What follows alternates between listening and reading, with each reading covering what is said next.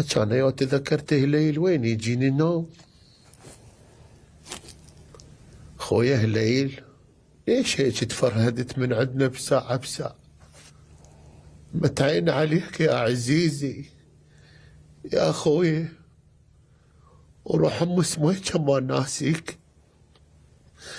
اتذكرك دوم واقرا لك الفاتحة. هيك خويا، هيك تعوف وحدي. شوف هاي دشداشتي الاسود ما ذب عليك يا شي يصير. يا كسرتنا الكبيرة يا هليل،